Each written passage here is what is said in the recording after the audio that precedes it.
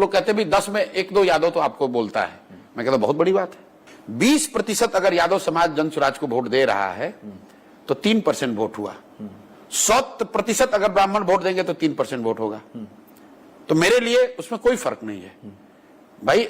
Election is also a lot of arithmetic, क्योंकि 10 में 2-3 यादव का वोट देना 100% फॉरवर्डों के बराबर हो गया, क्योंकि उनकी बहुत बड़ी संख्या है।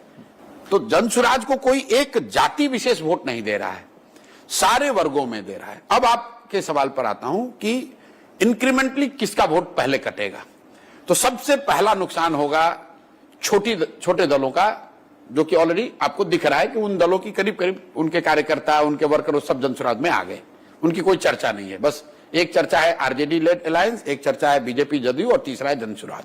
वो ऑलरेडी हो गया। नेक्स्ट जो हिट होगा वो होगा जदयू को।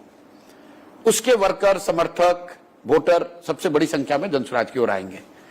थोड़ा सा और अगर उफान हुआ और जन स्वराज की ताकत बढ़ी तो नेक्स्ट डैमेज होगा भाजपा को बड़ी, क्योंकि वहां पर 2 तरह के लोग आएंगे। एक जो कि भाजपा के यहां के कार्यशैली, यहां के लैक ऑफ लीडरशिप से परेशान है, एंटी इनकम्बेंसी उनके खिलाफ है। दूसरा कुछ उसमें एक ऐसा भी वर्ग है कि ठीक है ऊपर मोदी है, नीचे तो हमको जन स्वराज चाहिए, इसलिए सेकंड कटेगा भाजपा का।